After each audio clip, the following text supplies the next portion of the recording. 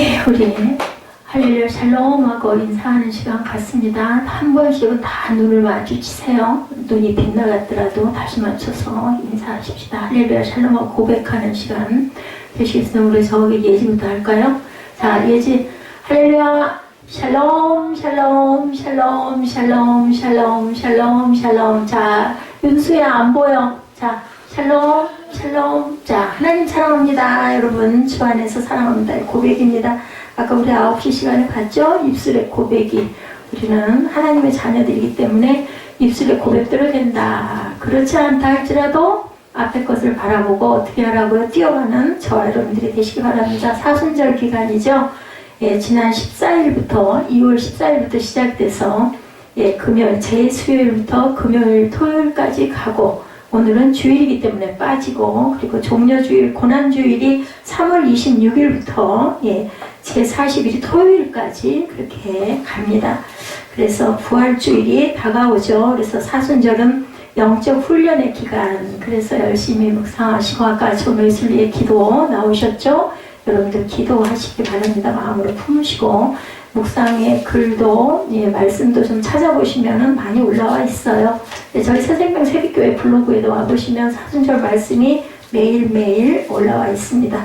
오늘 침묵 속에 임하시는 하나님 이사야 64장 5절에서 12절 말씀 함께 말씀의 귀한 뜻을 나누시는 이스라엘과 우리나라는 굉장히 닮은 부분이 많습니다. 닮은 꼴인 그러한 나라이기도 하죠. 왜냐하면 이스라엘도 솔로몬 왕 그 다음에 여로보암과 르호보암 남북이 분열이 됐고 우리나라도 벌써 73주년 6.25 사변이 나고 실스가 해방된 지 73주년이 돼서 희년을 기억하면서 목사님들이 굉장히 기도를 많이 하십니다. 저희 교회도 항상 빠지지 않고 어떻게 보면 조금 기도가 너무 길어서 지루해 하시는 분들이 있을 수 있지만 저는 항상 말씀과 기도를 되도록이면 같이 가게 3등분을 하죠. 찬양이 좀 짧습니다. 우리가 생각할 때 다른 교회에서 찬양이 길다 하실 수도 있는데 찬양이 말씀 본문 빠지고 우리 묵상 시편 빠지고 사도신경 빠지고 그리고 나면 찬양이 30분이 제대로 안 돼요. 기도 시간이 아마 30분 정도 될 것 같고 찬양과 경배가 30분 정도 될 것 같고 말씀은 한 40분 35분에서 45분까지 가기도 합니다. 그래서 분배를 한 거예요. 제가 나름대로 거기 특송도 있고 대표기도도 있고 기도들이 있지만 어쨌든 그래서 저희 예배가 다른 교회 예배들보다는 근데 또 특별히 중대형 교회 예배 시간이 시간 반에서 2시간을 기본으로 됩니다. 나름대로 같이 말해서 조금 길 수도 있지만 저희 교회는 성경 공부를 따로 하지 못하기 때문에 주일 예배는 아주 정말 단단하게 되도록이면 그렇게 짜서 가고 있습니다.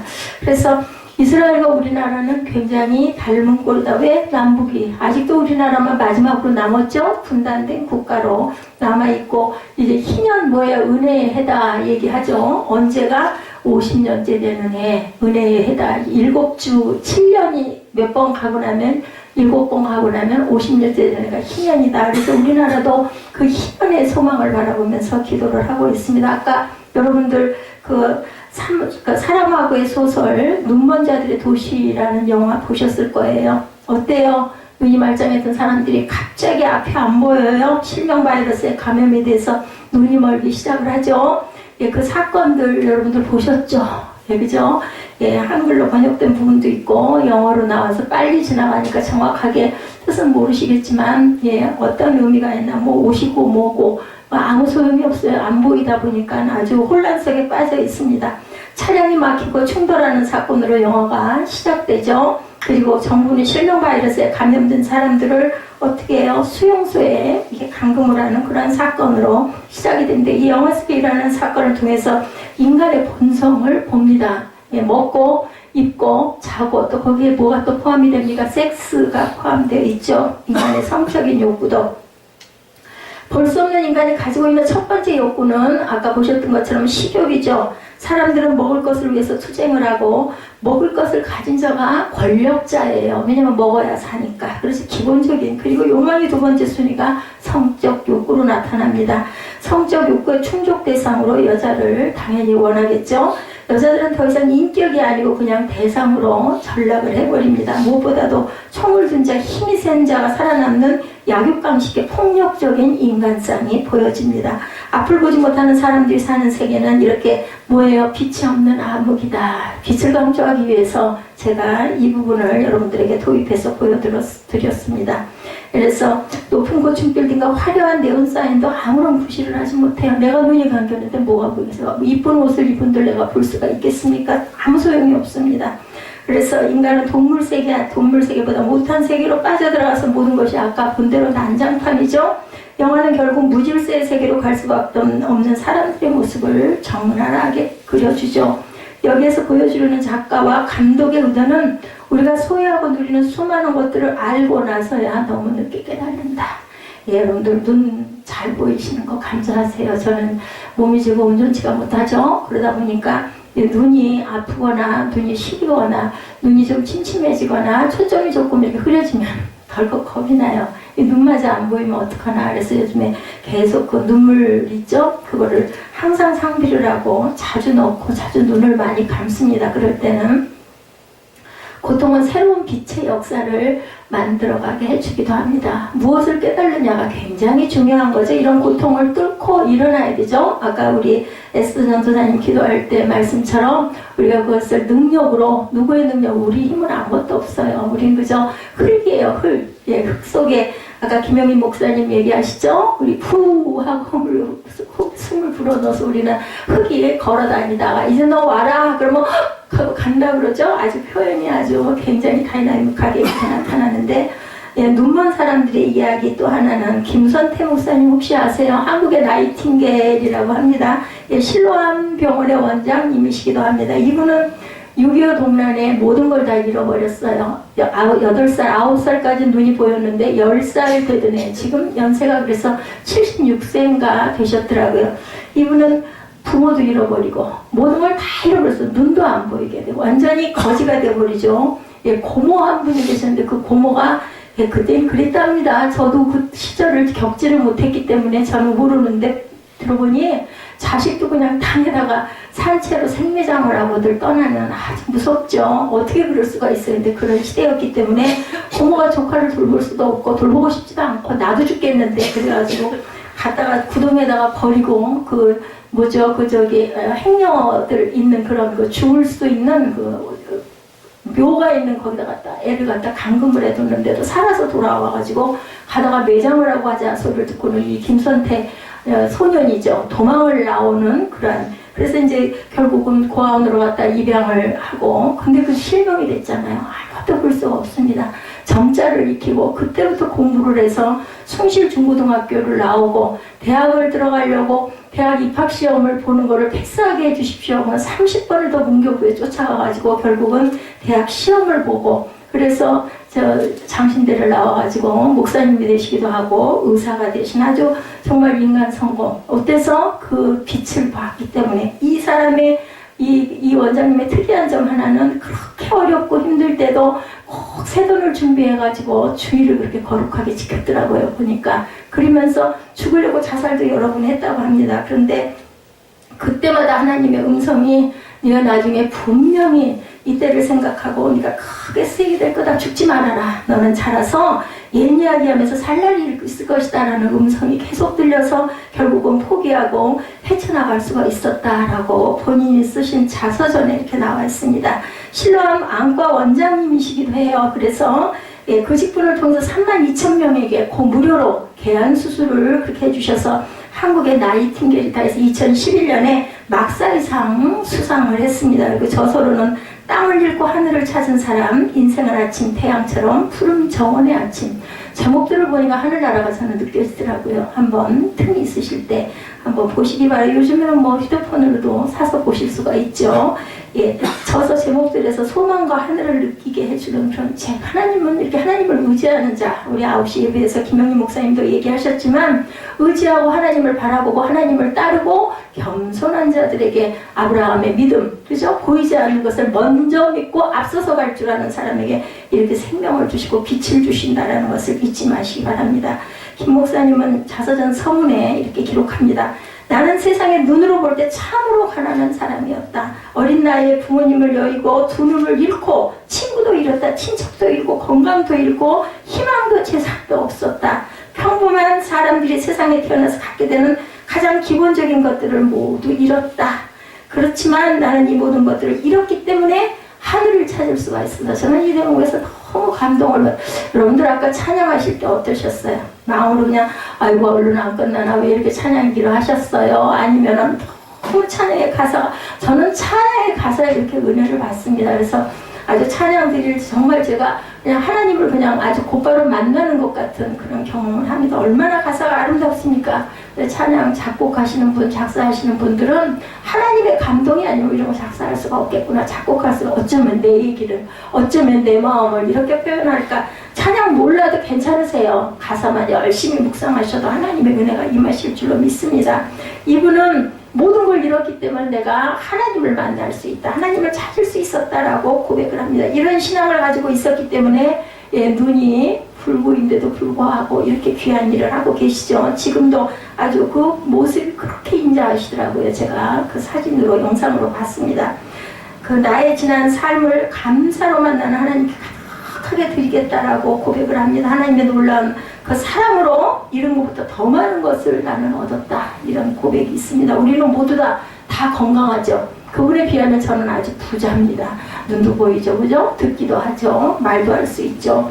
뭐 허리가 조금 불편해서 걸음을 많이 못 걸어도 이 모든 게 다 보이고 들을 수 있으니 이게 여러분들 기회예요. 여러분들 기회 있을 때 하나님께 한 발씩 가까이 다가가시기 바랍니다. 그래서 그분은 지금도 매일 감사한다고 고백을 한다고 합니다.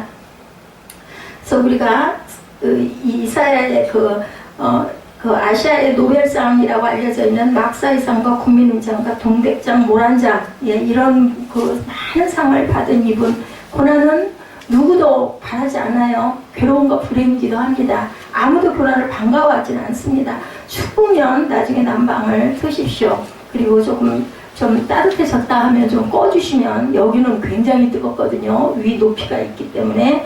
그래서 세상에 어느 누구도 고난을 기뻐하고 당연히 즐거워하지는 않죠. 근데 하나님께서는 고난을 통해서 주시는 역설적인 인생의 축복이 있다는 것을 여러분들 아시라고 제가 영상을 함께 보았습니다.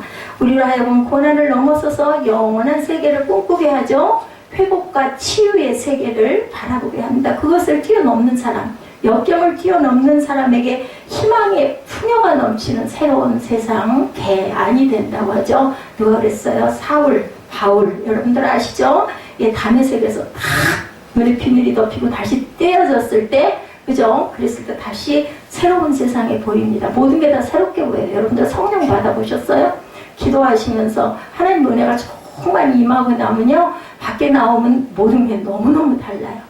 이파리 하나가 흔들리는 것도 너무 아름답고, 이파리가 햇빛에 반짝이는 모습도 너무 귀하게 느껴지고, 막 마음이 너무너무 아주 뜨겁고 기쁨이 넘칩니다. 이런 그 은혜를 하나님께서는 세상에서 돈으로도 뭘로도 살 수도 없습니다. 뭘로 증거할 수도 없습니다. 변한 거는 아무것도 없습니다.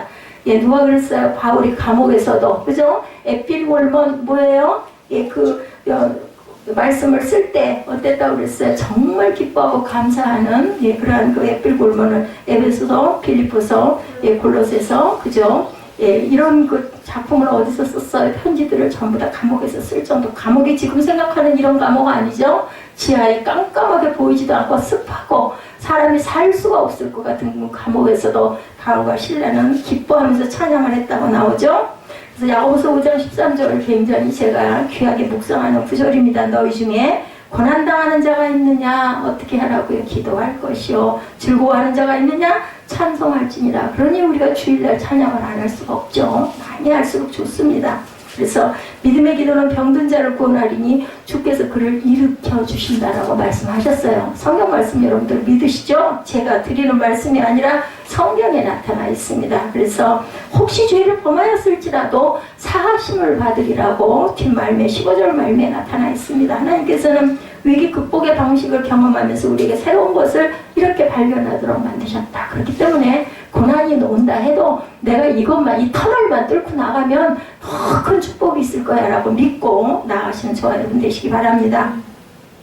한 한겨울에 폭풍을 치는 냉혹하고 끔찍한 현실을 맞게 된다면 우리는 굉장히 힘들어하죠. 그런데 한겨울은 분명히 지나고 나면 봄이 옵니다. 벌써 봄 소리 나지 않습니까? 여러분들 굉장히 추웠죠 올해. 근데 그게 싹 지나가고 입추가 지나가고 나니까 어쩌면 그렇게 계절이 그렇게 어김없어요. 정확하게 벌써 바람에 참 바람 많이 불었습니다. 어제도 그제도. 근데 느낌이 다르더라고요. 봄이 벌써 오고 있는 겁니다. 그래서 시편에 많은 사람들이 정말 어려움을 통과하면서 시편을 많이 기록했죠. 특히나 누가 다윗이 많은 시편을 고백하고 있습니다. 왜 일어난 일이, 왜 하필이면, 아이고 하나님 나 죽겠습니다. 때로는 우리가 이렇게 부르짖을 줄 알아야 합니다. 어떻게? 구체적으로. 근데 여러분들 정말 정확한 답을 받고 싶으시면 말씀 중심으로 기도하시기 바랍니다. 제일 귀한 것은 말씀. 누가 그랬어요? 모세가 그랬죠? 출애굽시키는 이스라엘 백성들 붙들고 갈 때 말씀으로 기도했습니다. 그리고 막 들이대서 기도하죠? 예, 이민족 구하지 않고 다 죽이겠다고 그러셨어요. 무상 숭배하고 너무너무 원망하고 막 하니까 하나님이 다 주셨는데도, 그죠? 물 달라고 그러면 물 주고, 밥 달라고 그러면 만나 주고, 메추라기 주고, 옷도 헤어지지 않게 해주고, 이런 기적을 주셨는데도 계속해서 불평하니까 내가 이민족을 살려두지 않으리라. 모세가 뭐라고 그랬어요? 저를 생명책에서 지워주시옵소서 그랬어요. 이민족 죽이시려거든. 그렇게 되니까 하나님이 마음을 돌리시지 않습니까? 그래서 우리는 오늘 본문이 기도예요. 기도를 해서 여러분에게 말씀드립니다. 본문 전체가 64장이 길지가 않죠. 1절에서 12절까지입니다. 제가 원래는 1절에서 12절까지 읽습니다. 왜냐하면 성경을 일부러 펴서 읽는 일이 많지 않기 때문에 주일날 본문이라도 우리 열심히 읽읍시다 읽는데, 오늘은 특별히 5절에서 12절까지지만 1절에서 4절까지는 하나님에 대한, 하나님은 이런 분이십니다 라는 것을 선포하는 내용입니다. 그리고 두 번째 5절에서부터 8절까지는 회개가 나타나 있습니다. 9절에서 12절까지는 간구예요. 간구. 이렇게 해주시옵소서. 내가 죄인입니다. 아버지 이것을 도와주시옵소서. 이런 내용이 세 단락으로 나뉘어서 64장 전체에 나타나 있습니다. 우리 보실래요? 원하건대 주는 하늘을 가르시고 강림하시고 주 앞에서 산들이 진동하기를 불이 섭을 사르며 불이 물을 끓인 같게 하사사. 주의 원수들이 주의 이름을 알게 하시며 이방 나라들로 주 앞에서 떨게 하옵소서. 4절에 주 외에는 자기를 앙망하는 자를 이런 일을 행하시기를 옛부터 들은 자도 없고 귀로 들은 자도 없고 눈으로 본 자도 없었나이다. 이렇게 얘기합니다. 5절부터는 주께서 기쁘게 공의를 행하는 자와 주의 길에서 주를 기억하는 자를 선대하시거늘 우리가 범죄함으로 주께서 진노하셨사오며 이 현상이 이미 오래되셨사오니 우리가 어찌 구원을 얻을 수 있으리까? 뭐예요? 나 잘못했습니다. 회개하는 겁니다. 그리고 나서 8절부터 나오죠. 그러나 야여 이제 주는 우리 아버지시고 주는 토기장이시고 나는 진흙입니다. 이렇게 얘기합니다. 그리고 간구하죠. 12절에 야외여 이리 이러하거늘 주께서 아직도 가만히 계시라 하시나이까? 주께서 아직도 잠잠하시고 우리에게 심한 괴로움을 받게 하시려나이까? 아이고 구해주세요 아버지. 이 기도예요. 그죠? 우리가 자식이 우리 그 부모의 마음들을 다 아시죠? 자녀를 낳아서 기른 분들은 정말 믿게 굴어요. 다시는 보고 싶지 않고 그냥 내쫓아버리고 싶을 때 너무 많아요. 저도 아들이 있습니다만은 그런데도 아들이 아이고 잘못했어요 하고 와가지고 매달리면 어떻게 해요? 아이 자식 그냥 보기도 싫어 하면서도 또 밥 먹었어? 금방 이렇게 말이 나옵니다. 하나님도 똑같으세요. 그렇기 때문에 우리는 이렇게 매달려 기도해야 된다. 간구해야 된다. 그렇습니다. 이걸 중보기도라고도 하는데요. 예수께서 중보기도를 하셨어요. 그죠? 돌아가시기 전에. 그러셨기 때문에 우리의 기도는 중보라고 하지 않고 신학적으로 도고라고 얘기합니다. 예수님은 중보를 하셨고 다르게 표현하기 위해서 우리는 성도가 하는 기도는 도고한다라고 얘기도 합니다. 우리는 그냥 보편적으로는 중보기도 합시다 하고 얘기하지만 원래 의미는 아셔야 됩니다. 그래서 야외여 이리 이러하거늘 12절에 이렇게 말씀하죠. 이사야의 뜻 여러분들 혹시 아십니까? 구원이시다. 여호와는 구원이시다. 야훼, 여호와, 여호수아 그리고 예수와 예수 그리스도 예수와 같은 뜻 구원이시죠. 자기 민족이 멸망당해서 예루살렘 성전이 불타고 온 백성이 참화 속에서 무너져가는 것을 보면서 이사야가 하나님의 배 뭐해요? 중보해요. 대표로 기도합니다. 누구처럼? 모세처럼. 그죠? 우리에게도 이런 고난과 비탄의 사건들이 닥쳐올 때도 있습니다. 오늘날 저와 여러분에게도, 그죠? 우리 민족에게도, 우리 민족, 교회들이 지금은 일어서야 될 때고 기도해야 될 때도 오히려 거꾸로 가는 현상, 이 나라 이 민족뿐만이 아니라 세계적으로 지금 아주 굉장히 정말 혼탁한 그러한 세상이 지금 열려 있지 않습니까? 그래서 내 가슴이 하늘로 맺혀 있지 않도록 하나님께 우선은 터뜨리는 게 중요합니다. 뭐 그냥 기도할 때는 눈물 콧물 쏟으면서 정말 너무너무 힘들 때는 사람에게 얘기해봐야 소용없어요. 우리 답답하니까 푸념을 하기도 하지만 하나님께 매달리시기 바랍니다. 그래서 예, 우리 잘 찬양 많이 하는 그 괴로울 때 주님의 얼굴 보라, 이 찬양 이따 우리 결단으로 찬양하실 건데, 평화의 주님 바라봐라. 예수님은 평화의 주님이시죠, 사랑의 주님이시죠, 그리고 또한 소망의 주님이십니다. 그래서 세상에서 시달린 친구들아, 위로의 주님 바라보아라. 눈을 들어 주를 보라. 내 모든 염려 주께 맡겨라. 슬플 때 주님의 얼굴 보라. 사랑의 주님이 안식 주리라. 이분이 작사하신 분이 얼마나 하나님의 은혜를 느꼈으면, 저는 그냥 이 구절을 보면 그냥 너무 꿀 같아요. 왜냐하면 내 마음이 똑같기 때문에. 가끔 우리 에스더 전사가 저보고 무슨 찬양 골라서 틀면은 다 내가 하는 소리 같다고 혹시 작사하신 거 아니에요? 놀릴 때가 많습니다. 힘이 없고 내 마음 연약할 때 능력의 주님 바라보아라. 주의 이름 부르는 모든 자는 힘주시고 늘 지켜주리라. 눈을 들어 주를 보라. 내 모든 염려 주께 맡겨라. 슬플 때 주님의 얼굴 보라. 사랑의 주님 안식 주리라.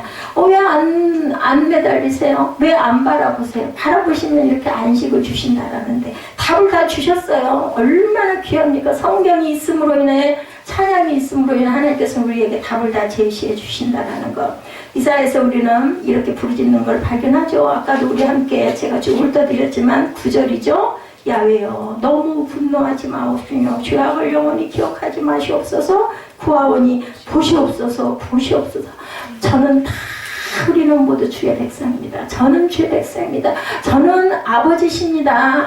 아버지시니까 나를 좀 이것에서 건져주옵소서. 이렇게 기도하라는 거죠. 그래서 63장 10절에 17절에도 야훼여 어찌하여 우리로 주의 길에서 떠나게 하시며 우리의 마음을 완고하게 하사 주를 경외하지 않게 하시나이까. 원하건대 주의 종들 곧 주의 기업인 지파들을 위하사 돌아오시옵소서. 우리 마음을 완악하게 하는 것도 주님이 하셨는데 왜 그렇게 하셨습니까? 어떻게 보면 뭔 마음이죠? 예, 그죠?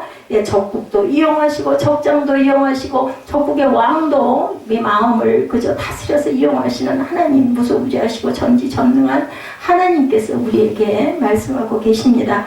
자, 우리의 삶의 정황을 우리가 수용할 줄 알아야 된다. 이런 부분들을 깨달아서 우리가 앞으로 나아가려면 이사야 65장 1절에 이런 말씀을 하고 있습니다. 65장 1절 잠깐 볼까요? 그죠? 나는 나를 구하지 아니하던 자에게 물음을 받았으며 나를 찾지 아니하던 자에게 찾아냄이 되었으며 내 이름을 부르지 아니하던 나라에 내가 여기 있노라. 내가 여기 있노라. 여러분 나를 보시옵소서 하니까 하나님이 당장에 대답하죠. 내가 여기 있다. 내가 여기 있다. 네가 왜 나를 안 찾니? 이렇게 말씀하신다는 거예요. 지금 하나님의 백성들은, 이스라엘 백성들은 하나님의 이름을 모르던 바벨론 나라에 포로로 잡혀가 있어요. 이 성경을 쓸 때 이사야가 이 말을 선포할 때 포로 시절입니다. 근데 그것이 오히려 이스라엘 백성을 통해서 거기에 있던 바벨론 백성들조차 하나님을 만나는 새로운 기회가 될 수 있었다는 것을 우리가 알 수 있습니다. 이스라엘 백성들이 모든 것을 포기하고 하나님을 구하지도 않고 찾지도 않고 있었던 그 상황 속에 하나님은 다가오셔서 말씀하세요. 내가 여기 있다. 내가 여기 있다. 그렇다면 저와 여러분들 오늘 우리가 처한 이 상황에서 여러분들 뭐가 불편하십니까? 뭐가 필요하십니까? 각자에게 누구에게나 다 있을 거예요. 아무리 부유한 사람도 그저 아무 일이 없어, 나는 부러울 게 없어, 나는 염려할 게 없어, 이런 분은 아마 안 계실 겁니다. 이렇게 부르셔요. 내가 여기 있다. 내가 여기 있다. 너 뭐가 힘이 들니? 내가 무슨 문제가 있니? 물어보신다라는 거죠. 우리나라 역사 한번 잠깐 보실까요? 예, 1910년 한일합방, 그죠? 1919년 3월 1일 3.1운동 아시죠? 그리고 나서, 예, 얼마 있어서 5년 있다, 해방, 88.15, 그 해방이 이제 1945년. 그리고 나서 50년의 6.25가 일어나서 5년 만에 일어납니다. 일본의 식민지배는 이 땅에서 반복되지 말아야 할 비극임에는 틀림이 없지만, 예, 김선태 목사님도 6.25 동란 때문에 이렇게 아주 정말 대단한 희생을 당하셨죠. 그분은 일어섰지만 일어서지 않고 죽은 사람은 또 얼마나 많습니까? 우리가 말할 수도 없을 정도예요. 다른 한편으로 생각하면 일제강점기의 아픔을 통해서 민족은 하나님 앞에 가까이 나오는 기회가 됐다는 것도 사실입니다. 예, 복음이 들어옴으로 인해서 우리나라가 정말 그죠? 여성들의 뭐 여권 신장을 말할 것도 없고 학교, 병원, 그죠? 그건 우리가 뭐 선교사님들 들어와가지고 그죠? 제가 세브란스에서 수술을 했습니다만 언더우드 그 선교사가 들어옴으로 인해서 연세대학교가 지어지고 그리고 세브란스 병원이 생기는 그러한 그 역사 뭐 말할 것도 많은 선교사들 여러분들 양화진묘 가보셨습니까? 정말 많은 분들이 있습니다. 우리가 이름 아는 몇몇 분 말고도 엄청난 많은 숫자가 피를 흘렸습니다. 자, 그래서 일제 식민지로 전락한 그때 하나님께서는 이 땅에 무슨 운동이 일어나서 평양 대부흥 운동이 일어납니다. 1907년이죠. 그리고 그 영적 부흥 운동을 통해서 흩어진 백성의 마음을 모으고 이 땅의 백성들은 교회를 통해 하나님의 말씀을 듣고 기도하는 가운데 뭐가 왔어요? 민족 해방이 일어나는 꿈을 꿀 수가 있었다. 이처럼 고난이 한 사람의 인격을 성숙시키기도 하고 탄탄하게도 한다고 하지만 우리는 고난의 순간들을 신앙으로 이겨냈습니다. 그래서 이 나라가 지금 오늘 가장 아주 풍요한 물질적으로 풍요한 뭐 어려운 분들이 있기는 합니다만은 그래도 전체적으로 제가 어린 뭐 10대 때 그리고 10살 미만 우리 그 윤수나이 때 그때 세상하고는 지금 너무너무 어마어마하게 하는 50년이 흐른 지금 엄청난 많은 변화를 저는 봅니다. 제가 실제로 경험을 하고 봤기 때문에 지금처럼 잘 사는 2만 불이라고 그러죠. GNP가. 이런 나라가 없습니다. 어땠어요? 강냉이죽 배달받아서 저 초등학교 다닐 때 국민학교죠. 그 죽 먹는 게 어쩜 그렇게 맛있었는지 몰라요. 소금 조금 뿌려가지고 얻어먹는 죽. 저는 주지도 않았어요. 그럼 가가지고요. 제가 갖고 있는 맛있는 카스테라하고 바꿔 먹어서 옆에 서가지고 나 한 숟갈만 줘 이러면서 그게 그렇게 따끈따끈하고 맛있어가지고. 그래서 당시 많이 불렀던 찬송가 가운데 387장 여러분들 잘 아시죠? 멀리 갔더니 처량하고 고나며 예, 슬프고도 외로워 정처 없이 다니니 예수 내 주여 지금 내게 오셔서 떠나가지 마시고 길이 함께 하소서. 얼마나 의지할 곳이 없으면 이렇게 그 찬송을 그 시대에 많이 불렀다고 합니다. 이 찬송가를 만드셨던 분이 바로 그죠? 그 부산 초량교회 선교를 하고 계셨던 배위령 선교사님 부인 안혜리 선교사님이에요. 안혜리 선교사님은 당시 풍정종화 같은 우리나라 국민들이 억울하고 답답한 심정을 향해서 1908년에 I am coming to the clouds 나는 십자가로 옵니다라는 원곡에다가 가사를 붙여가지고 편곡을 해서 만든 찬송이 바로 예수 내 주여 지금 내게 오소서 이 찬송입니다. 일제강점기 당시 우리 민족은 굉장한 고통과 아픔을 겪었죠. 말도 할 수 없는 치욕, 신사참배 안 한다고 죽은 목사님들도 또 얼마나 많으신지 모릅니다. 그래서 빛은 여러분들 포르투갈의 사라마그의 소설을 원작으로 한 눈먼 도시의 그 여자들의 도시라는 그 영화 속에서 느꼈듯이 우리에게 없어서는 안 될 생명과 소망이다. 제가 이 말씀이 좀 길어서 부지런히 말씀드리는데 못 알아들으실 분은 아무도 없기 때문에 연세가 많으신 분들이 계시면 이렇게 빨리 말씀드릴 수가 없지만 아까 그죠? 예수 내 주여 이것을 개사해서 만드셨던 그 부인 안혜리 선교사님 남편이죠. 예, 그분이 바로 배준호. 한국말로 이름 성함이 케너스 밴데 한국 그 이름으로는 배준호 그 선교사님이신데 6.25 전쟁 이후 북한에서 가장 오랜 기간인 735일 동안 억류되었어요. 2년 동안을 갇혀서 살다가 미국에서 제의를 해가지고 가까스로 풀려난 이분이 나중에 책을 냅니다. 그는 1968년에 서울에서 태어나셨어요. 그리고 1985년에 미국으로 이민을 가서 신학을 전공하고 목사 안수를 받습니다. 그리고 2006년부터 중국에서 문화교류 사업과 선교 활동을 하다가 그만 2010년부터 북한 여행 사업을 시작하다가 체포가 됐어요. 그는 북한 여행 사업을 시작하게 된 목적이 사람들을 북한으로 안내해서 북한에 대한 마음의 부담을 갖게 하고 북한의 실상을 보게 함으로 중보 기도자로 세우기 위해서 그 마음을 갖고 그래서 선교를 시작을 했는데 그만 그가 북한으로 들어가면서 자신의 컴퓨터 외장하드를 가지고 들어간 것이 화를 불러일으켰다고 합니다. 여호수아서 내용 중에 여리고성 공략하는 그 부분을 가지고 그 사람들은 너희가 평양을 이렇게 여리고성 정복하듯이 정복하려고 작전을 짜고 우리에게 계획적으로 온 게 아니냐 이렇게 해가지고 그냥 아주 정말 억울하죠. 아무리 설명을 해도 소용이 없었다 그래요. 그래서 결국은 2년 동안 그 복역을 했다라는 그런 내용이 있습니다. 내용은 길지만 그 여리고라는 성경에 나오는 단어 하나를 붙들고 여리고가 나오는 부분 바로 여호수아서에 있죠. 그 읽다가 관리가 부들부들 떨면서 케네스의 선교사에게 이렇게 말했다고 그래. 그래 맞아. 이 나선시와 공학을 저 여리고 성소를 무너뜨리는 게 네 목적이지. 이렇게 해가지고는 억울함을 당했다고 합니다. 뭐 방법이 없었다고 그래. 자술서까지 쓰고 할 수 없이 그런 거 아주 그 억울함을 당해서 외장하드에 담긴 선교 자료는 북한 정권을 전복하기 위한 반체제 내용으로 둔갑을 했다고 그러죠. 그래서 이름 대신에 103번 죄수 번호를 달고 그리고 그래도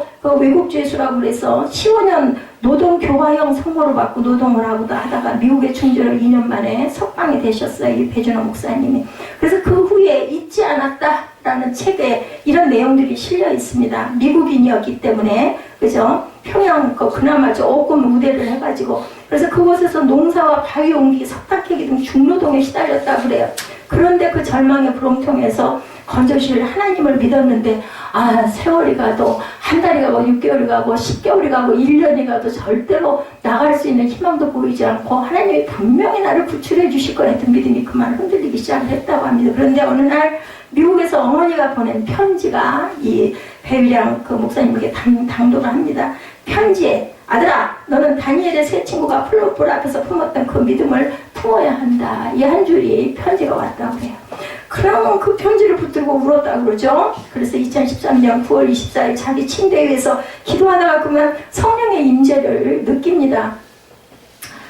계속 하나님 저를 구해주세요. 속히 구해주세요 하고 그렇게 기도를 했는데 어느 순간에 보니까 내가 선교사지 하나님 저를 사용하여 주옵소서 하고 기도를 하고 있더라는 게 본인이 자기도 모르게. 그래서 그런데 그렇게 기도하자마자 하늘이 갑자기 열리면서 평화의 마음이 평강이 안식주리라 아까 제가 찬양 가사에 읽어드렸죠. 주께서 안식을 주시는 자유를 느꼈다고 그래요. 억울하다는 기도를 계속했는데 그 마음이 딱 들어오면서 하나님 저를 사용해 주시옵소서 하자마자 자신도 모르게 입술에서 찬양이 흘러나왔는데 그게 바로 내 주 예수 모신 것이 거드는 하늘나라. 제가 저희 어머니 돌아가실 때 부른 노래라고 했죠. 495장.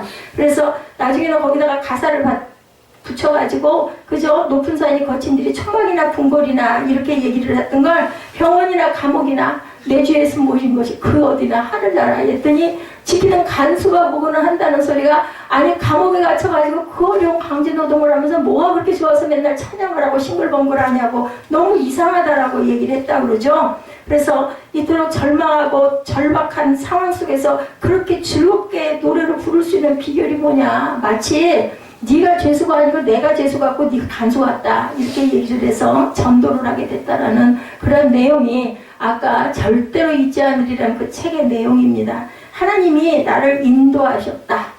내가 선교사다. 미국의 선교사니까 복음을 전하라고 이곳으로 나를 보내셨구나. 이 사명을 깨달았다라는 거죠.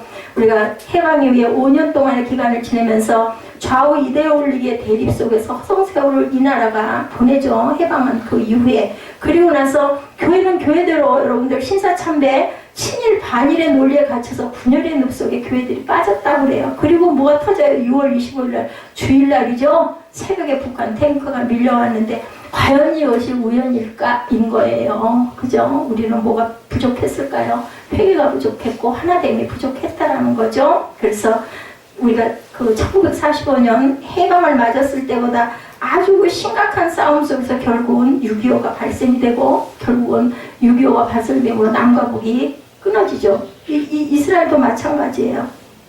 성경 본문에 나타난 이스라엘은 그래도 우리와는 다른 게 정직하고 진지하게 죄의 문제 앞에 직면을 하죠. 바벨론의 포로로 끌려가죠. 그래서 그곳에서 기도를 시작했다. 오늘 본문이 그 얘기예요. 우리나라하고는 다르게 7절에 우리의 죄악으로 우리가 소멸되게 마옵소서 회개합니다. 9절에 여호와여 너무 분노하지 마소서 죄악으로 영원히 기억하지 마옵소서죠. 보시옵소서 보시옵소서. 이제 이스라엘 백성들은 자신들의 죄악을 회개하면 하나님께서 우리를 불쌍히 여겨달라고 기도를 합니다. 우리가 이게 부족했다라는 겁니다. 그들이 하나님의 뜻을 떠나 범죄했던 죄악을 늦게라도 회개하는 것, 이제라도 하나님이 보시고 우리에게 한 번의 기회를 달라고 기도하는 것, 이게 필요했다는 거죠. 우리에게도 지금 우리에게도 저와 여러분의 상황 속에서도 혹시 다른 것을 원망하거나 불평하거나 도대체 왜 나야 이런 생각을 하고 계시지는 않는지 내가 이게 부족합니다. 아니면 깨달지 못합니다. 깨닫게 해주옵소서 하는 기도가 우리에게 필요하지 않겠느냐라는 이야기입니다. 그래서 아까 말씀드린 대로 64장 본문은 본질적으로 회복을 위한 기도입니다. 1절에서 4절은 하나님의 주권에 대한 선포의 시작, 5절부터는 8절까지 전능하신 하나님이 해주셔야 할 회복을 위한 회개 먼저 해야 되겠죠. 8절부터는 이렇게 이루어 주옵소서 하는 간구가 나타나 있는 본문 전체입니다. 그래서 우리나라는 한국이 에이즈가 거꾸로 증대하고 있다고 합니다. 2016년 8월 12일자 조선일보 사회면에 보면 한국만 늘어나는 에이즈, 특히 20대 남성이라는 기사가 실려 있다고 합니다. 전 세계적으로 에이즈 환자가 1%로 줄어들 때 우리나라는 43%나 증가를 하고 작년에만 새롭게 감염된 사람이 1199명, 남성이 여성의 12배에 달한다고 합니다. 그런데 에이즈 환자는 100%가 여러분들 동성애로 발생을 한다고 그래요. 그만큼 이 땅의 젊은이들이 도덕적으로 성적으로 타락해졌어요. 이때 우리는 뭐 해야 될까요? 기도해야 되겠죠? 11절에 우리 조상들이 주를 찬송하던 우리의 거룩하고 아름다운 성전이 불에 탔으며 우리가 즐거워하던 곳이 다 황폐하였나이다. 무엇을 하라는 것이에요? 예배를 회복하라는 말씀입니다. 성전이 타버렸으니 어디서 예배를 드리겠습니까? 물론 이거는 구약입니다. 근데 구약의 말씀 속에서 우리가 깨닫고 느껴야 될 것은 예배를 드려서 하나님을 만나라는 말씀이에요. 예배가 그건 뭐예요? 하나님과의 만남입니다. 히브리서 10장 25절입니다. 기자는 마지막 때 일어날 현상들에 대해서 말하죠. 모이기를 패하는 어떤 사람들의 습관과 같이 하지 말아라. 이것을 요즘 피터슨 메시지 성경에 번역하기를 이렇게 얘기합니다. 어떤 이들처럼 함께 모여 예배하기를 피할 것이 아니라 서로 격려해 서로 힘써 모이십시오. 중요한 것은 그날이 다가오는 것을 볼수록 더욱 그러하십시오. 하나님 앞에서 구원받는 자는 그의 삶을 통해서 아까 제가 삶으로 드리는 찬양 여러분들 찬양하셨죠? 제가 오늘 본문에서 나온 내용들을 발췌를 해가지고 오늘 찬양을 특별히 신경을 써서 모아봤습니다. 그게 바로 예배자의 모습입니다. 삶으로 드리는 예배가 되시기를 바랍니다. 그리고 주일은 여러분들 하나님이 주인이시라는 걸 잊지 마시고 제가 주인이 아니고 하나님이 주인이고 우리가 아버지 앞에 가서 이쁨 받으려고 찬양하고 기도하고 그리고 예배에 집중하는 저와 여러분이 되시기 바랍니다. 12절에 이사야 선지자의 중보의 기도 아까도 읽었지만 또 한 번 짚고 넘어갑니다. 주님 잠잠하지 마시고 우리에게 심한 괴로움을 받게 하지 마시옵소서. 하려나이까? 라는 얘기는 그렇게 하지 말아 주십시오 라는 얘기겠죠.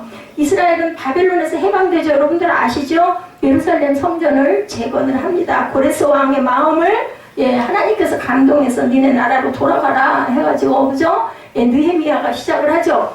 이 하나님의 축복의 그러한 그 역사가 우리나라 우리 민족 가운데도 분명히 저는 일어날 것을 믿습니다. 제가 하는 기도 제목은 이 세대 가운데 일어나게 해주옵소서. 제가 살아생전에 남북이 그죠 하나가 되는 역사를 보고 갈 수 있으면 얼마나 감사하고 기쁨일까 하는 생각을 한번 해봅니다. 이사야 64장 5절이죠. 우리가 범죄함으로 주께서 진노하셨사오며 이 현상이 이미 오래되었사오니 어찌 구원을 얻을 수 있겠나이까. 무릇 우리는 다 부정한 자 같아서 우리의 의는 다 더러운 옷 같으며 우리는 다 잎사귀같이 시들므로 우리의 죄악이 바람같이 우리를 몰아가나이다. 이렇게 자신이 찬란할 줄 알았는데 더러운 옷을 입은 자와 같은 저와 여러분이라는 것을 잊지 마시는 저와 여러분들 되시기 바랍니다. 그래서 항상 하나님은 그 토기장이시고 나는 진흙입니다 라는 고백을 할 때 하나님께서 나를 온전히 만들어 주신다라는 것. 이사야는 하나님을 바라보며 기다리는 기다림의 신앙, 기대하는 신앙을 가진 그러한 그 선지자이기도 했다라는 것. 그래서 기다림의 신앙이 기도를 통해 고백함으로 이사야의 가슴 속에 맺히는데 기다림에 대한 이런 말 여러분들 한번 마음에 새기시기 바랍니다. 기다림은 더 많은 것을 견디게 합니다. 기다림은 더 먼 곳을 보게 합니다. 기다림은 깜깜한 어둠 속에서 빛나는 눈을 갖게 합니다. 아까 빛나는 눈, 빛이 없어진 눈 여러분 보셨죠? 누가 견딜 수 있고 누가 바라볼 수가 있겠는가? 칠흑 같은 어둠 속에서 여명의 빛을 바라볼 수 있는 빛은 빛 대신 예수 그리스도밖에 안 계시다라는 것. 그래서 우리의 가정과 직장에서 불어닥치는 폭풍과 파도 그것은 하나님 앞에 토해내시고 그죠? 먼저 하나님은 이러하시는 분입니다. 주권이 하나님께 있사오니 내가 회개합니다. 하나님 예, 내 간구를 들어주시옵소서. 이렇게 기도하시는 저와 여러분 되시기를 주님의 이름으로 축복합니다. 우리 결단 찬양하시고 축도로 예배를 마치도록 하죠.